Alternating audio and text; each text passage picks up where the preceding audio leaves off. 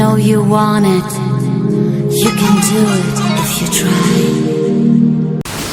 बिस्मिल्लाहिर्रहमानिर्रहीम, अस्सलाम वालेकुम। I'm उस्मा रहमान और आज हमारे साथ एक स्टूडेंट है माशाल्लाह से। She is student of medical और अभी फर्स्ट ईयर में है मेडिकल के। एंड आज हम इनका इंटरव्यू करने वाले हैं। जो दो बहुत अहम पॉइंट हैं वो नंबर 1 दैट शी इज़ माशाल्लाह होम स्कूलर।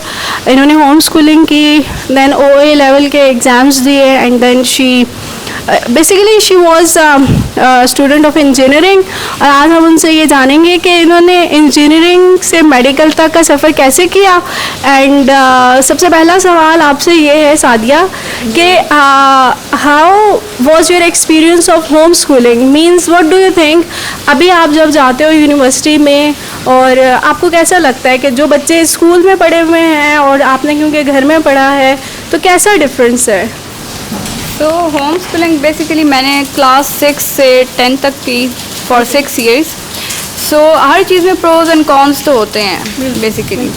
सो प्रोज से शुरू करते हैं। पहली बात तो मुझे फ़ायदा हुआ होम स्कूलिंग में वो एक सेल्फ स्टडी मुझे मतलब करना आ गया। सेल्फ लर्नर आप बन गए, जो मुझे डिमांड भी है आजकल। मुझे खुद शेड्यूल बनाना आ गया, खुद मतलब हर दिन का एक गोल, हर वीक का गोल। तो एक गोल ओरिएंटेड मतलब स्टडी करना आ गया। उसके अलावा मतलब हॉबीज़, मतलब आप स्कूल में जाते हैं तो इतने हॉबीज़ आप परस्यू नहीं कर सकते। एग्जैक्टली। तो मैंने अपनी हॉबीज़ परस्यू की, मतलब अपने जो को करिकुलर एक्टिविटीज़ जैसे होती हैं, आर्ट मैंने सीखी, कैलीग्राफी सीखी, कार्विंग सीखी। और वो सब मतलब एक शेड्यूल के बाद ही था ऑफ कोर्स। एक मतलब वो मैंने जो टाइम टेबल था उसके बाद ही ये सारी एक्टिविटीज़ हो रही थी। और इसका एक जो मुझे नुकसान तो नहीं कह सकते, लेकिन मतलब एक थोड़ा सा वो ड्रॉबैक बेनिफिट नहीं हुआ जिस चीज़ वो था कि मतलब सोशलाइजिंग में आप थोड़ा लैग कर जाते हो। Exactly. जैसे अब मैं प्रेजेंटेशंस होती हैं तो थोड़ा सा मुझे वो थोड़ी सी नर्वसनेस होती है। आई थिंक वो तो ओवरऑल भी सबको भी सबको ही होती है, हर किसी को होती है। बट जो एक बेनिफिट आपको हुआ है to be a self learner, that we need today. क्योंकि हमारे स्टूडेंट्स ना वही लिखे लिखाए और थोड़ी सी चीज़ पढ़ने के आदी हैं, वो लोग इस चीज़ के आदी नहीं हैं कि सर्च कर रहे हैं एक टॉपिक के डिटेल में जाएं। ओके, सो नेक्स्ट आपने अभी जिक्र किया कि आपने आर्ट्स जो है उसके ऊपर फोकस किया और सीखा। आपने वो किसी टीचर से सीखा, यूट्यूब से सीखा, वो कैसे आपको हम देखेंगे अभी बाद में वो आपकी सारी चीज़ें कि what you did in calligraphy, what you did in painting और स्केचिंग, वो भी आर्ट्स का ये था कि शौक तो मुझे बचपन से ही थी आर्ट्स की। लेकिन फिर वो मतलब थोड़ा सा मैंने फिर 2-3 टीचर से भी सीखा। लोक विरसा में थे और जब हम मलेशिया गए तो उधर भी एक टीचर थे। तो रिफाइन थोड़ा सा करने के लिए, वरना शौक तो मुझे पहले भी था। और किताबें ली, उधर से सीखा, वीडियो से सीखा, इक्विपमेंट गाड़ी। अच्छा, तो means you enjoyed that doing, मतलब एक हॉबी परसू करना you think it's important for a student. मतलब कि अगर वो नहीं है तो वो फिर हर वक्त उसी में फंसा रहता है कि पढ़ लूँ। और अगर वो भी नहीं कर रहा होता, मतलब एक प्रोडक्टिव हॉबी होना बहुत ज़्यादा, क्योंकि पढ़ाई एक पार्ट ऑफ लाइफ है, वो आपकी पूरी ज़िंदगी तो नहीं है। आप इंसान भी तो आपने दूसरी चीज़ें भी परस्यू करनी है, अपने मतलब पूरी ग्रोथ आपकी होनी चाहिए। ओके, अभी हम एक स्टूडेंट को इनवाइट करेंगे कि वो सादिया से मज़ीद क्वेश्चंस करें कि एज अ स्टूडेंट जो सादिया हैं उन्होंने कैसे मैनेज किया। अस्सलाम वालेकुम, आई एम रिदा और मैं 9वीं क्लास में पढ़ती हूँ। तो मेरा पहला सवाल है कि आप तो बहुत कहते थे कि मैथ, तो फिर आप अचानक ये मेडिकल में कैसे आ गई, ये आपने फिर कैसे सोचा? जी, तो A लेवल्स में तो मैंने मैथ्स ही रखी हुई थी। उसके पहले भी मुझे मैथ्स में इंटरेस्ट था, बायो में मुझे कभी भी इंटरेस्ट नहीं रहा। लेकिन फिर सेकंड ईयर में आके A लेवल्स के सेकंड ईयर में मुझे ऐसे लगा कि मैथ्स है तो अच्छा सब्जेक्ट, इंटरेस्ट मुझे है भी और था भी, लेकिन मुझे लगा कि मेरा इसमें एक फ्यूचर नहीं है। मतलब एज अ डेवलपिंग कंट्री जैसे पाकिस्तान है, हम कंज्यूमर्स हैं, हम प्रोड्यूसर्स नहीं हैं, तो इधर उसकी वो एज सच वैल्यू नहीं होगी।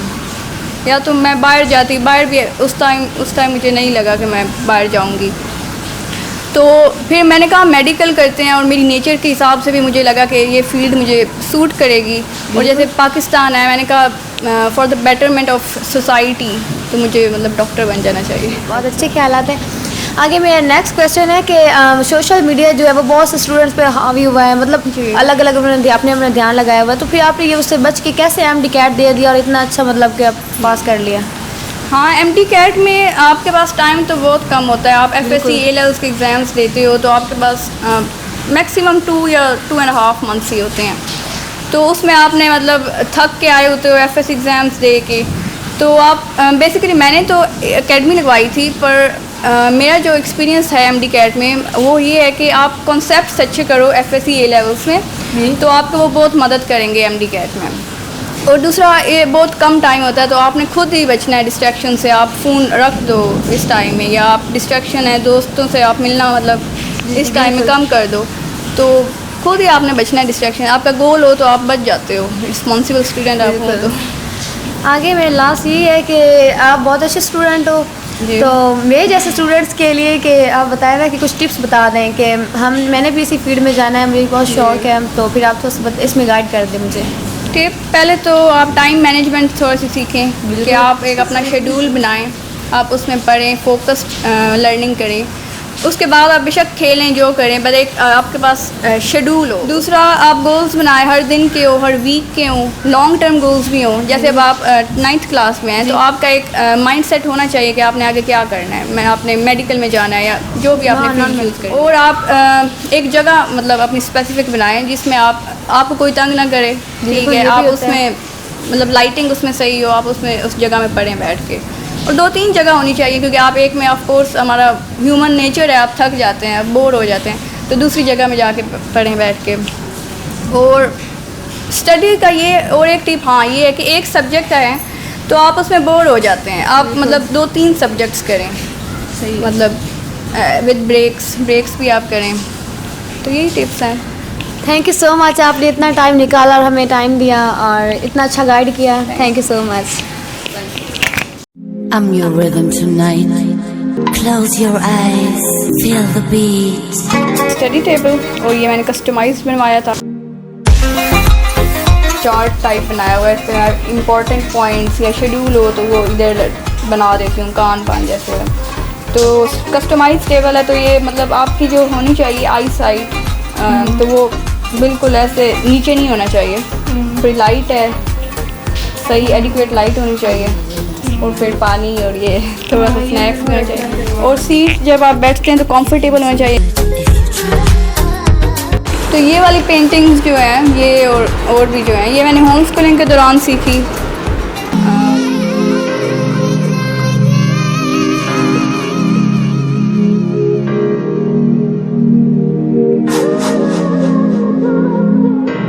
क्लास में 6th या 7th में थी तब मैंने ये बनाई थी।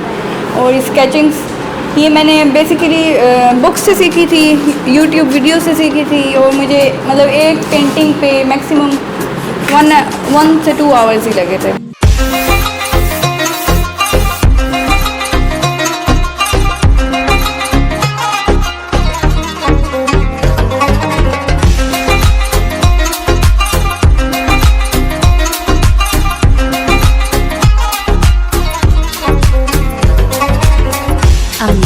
This is also art done by Sadia Irfan.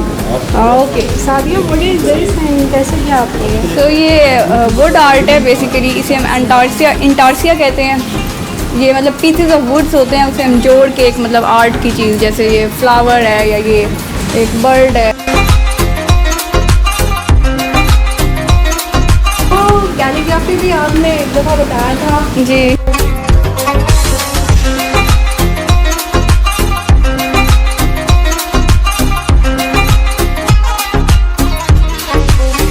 आज बारिश हो रही है, बारिश के मौसम में आज हमने सादिया का इंटरव्यू जो है